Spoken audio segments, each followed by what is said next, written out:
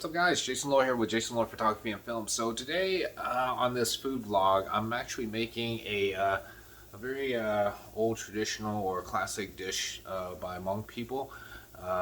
If you guys don't know, I'm actually Hmong.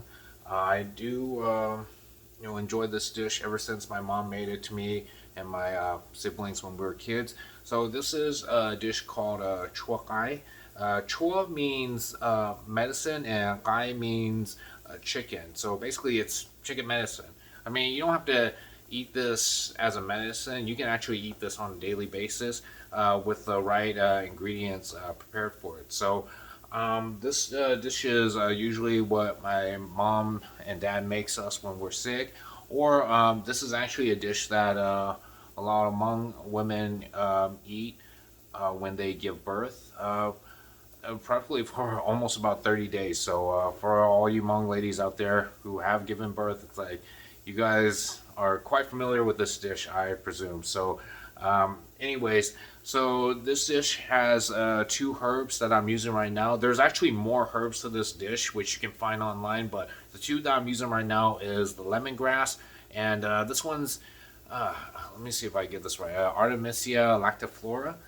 Um, it, there's actually no Hmong name for it. I'm pretty sure there is, but it's just I can't think of it right now. But that's actually the name of it. I'll show you guys the ones that we grew in our backyard, so that way you guys can get an idea of what it looks like. But otherwise, as far as the chicken goes, I actually bought a brown hen from the Asian market. So those are the best ones to use for this dish because they're all naturally grown. No steroids or no chemicals to inject in them to make them grow faster. These are all naturally grown and naturally fed chickens, so it doesn't get much more healthier than that. But let me show you guys really quick the two herbs that I'm using right now in our backyard.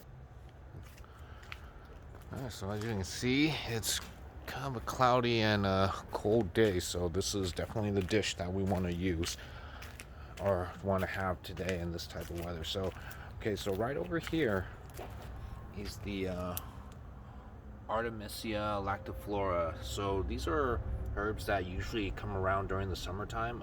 Right now, since the frost hasn't really hit that hard yet, they're still hanging in there, which I'm glad because we definitely need these guys. Now again, this is just one of the ingredients of the 5 or 6. Some people like to use more, but here's the other ingredient here, which is the lemongrass. So a lot of this is easily grown if the timing is right, and then of course they can make it through the winter too if kept carefully, and also they can actually be regrown if picked correctly, but we'll talk about that in another video. But yeah, these are just the two ingredients that I'm using right now for this recipe. So that being said, let's go check out the chicken before it gets overcooked. Okay, so one of the things to know about when prepping the chicken soup is that now when you buy the chicken, it's usually a whole chicken, so you usually chop them up into bits and pieces, not too big enough, but at least like sometimes like at least a bite size, so that way when you're scooping it up, like it's easily to eat. But usually I get a mixture of bones and meat together because the bone marrows actually add flavor to the soup as well, and also nutrients. So that's the reason why it's good to have it in the soup. Now, even though you don't eat the bones, I mean not eat the bones, or at least like eat the meat mostly off the bones, it's like it's good to have it in there just for flavor. So that's how I usually chop up my chicken. And then as far as the amount of herbs I put in there, I just put a good amount to where it spreads out around the bowl. So it could be up to like 6 pieces of like small or medium ones, but like I said, as long as it's able to cover the whole bowl, it's good enough to get enough flavor into like the chicken. And water amount, definitely don't want to put too much because then it becomes like really watery, and that overpowers the chicken. So you're not going to get much of the chicken flavor. I mean, I'm pretty sure a lot of people know about that when it comes to making soup, but just for those who are making soup for the first time, or this particular one in general, it's definitely best not to put too much water in there too. So if you feel like there's a little bit too much, like, it's okay to dump a little bit out. But otherwise, if you look closely too, I don't know if you guys can see it, but a lot of that orange or yellowish color in the middle is like that's all coming out of the chicken. So it's all just flavor adding into the soup.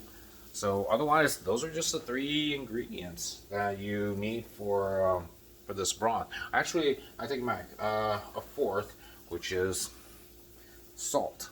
So I usually start if it's just for me. I know the amount of salt that I want in my soup, so I can already start pouring it in there. But if you're serving it to people who you don't know the amount of salt that they want, it's best just to cook it as is, and then like just set some salt and even pepper on the side, so that way they can decide how much they want to put in there. Because once you put it in right now, you can't take it out, just like with many other dishes. So until you know how much they want, just leave it as is. But otherwise, it's been cooking for almost about 10 or 15 minutes now. So usually about 20 minutes is a good amount of time for me. Some people uh, they go a little more than that or a little less, but it's just when you cook it a certain amount of times that you start to know how much you want. And oh yeah, as far as temperature goes, high temperature in your gravy. Cool. So looks like it's almost ready in a few minutes. So we'll jump straight to the final results. All right, see you in a bit. All right, and there you have it. The chokai chicken soup. It's really, yeah, it turned out really good. And I haven't taken a sip yet, but just the smell of it already feels so like rejuvenating. So, um, like I said, it's good for the cold, for when you're sick, or just something good to enjoy. But otherwise, it's pretty simple to make. Once you have all the ingredients in, it's like it's all just a matter of time before it's ready to go.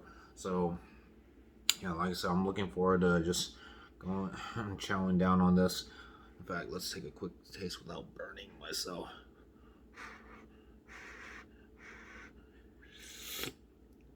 All right, not bad. Now, I didn't show it, but I did sprinkle a bit of salt all around in the pot. So for me, like I said, I know how much I want to put in, so it's already ready to go with me. But if you don't know exactly how much you want to put in yet, it's okay to just cook it as it is. But otherwise, yeah, check it out. Yeah, parts of the chicken wing, the chicken thighs, and chicken legs that are all in here, and you can see a little bit of yeah, there's some bones within like the parts that I chopped up too. So again, this adds flavor to the broth and also nutrients as well. So definitely a must-have. And then there's some of that the herb, the lactiflora that is mixed in there. Usually, the time I throw these in too, I forgot to mention the lemongrass and the lactiflora is right when I toss in the chicken when the water's boiling. Because for me, I do that because that flavor starts to soak into the chicken as it's cooking throughout the whole process once they're tossed in. So yeah, this is the chicken chuakai. Definitely give it a try too, especially with times like this when it's really cold or just if you're under the weather. So, highly recommend it. I'll also put a link in the description and below too for other recipes out there. Like I said, these are just the two of the herbs, all the other herbs that a lot of Hmong people put into their chicken chokai. So hope you guys found this helpful. Hope you guys like it, and hope you guys try it out and let me know how it goes too. So if you guys have any more questions, definitely leave me a question in the comments below. But until then, this is Jason Lore with Jason Lore Photography and Films, bringing you art, stories, and entertainment.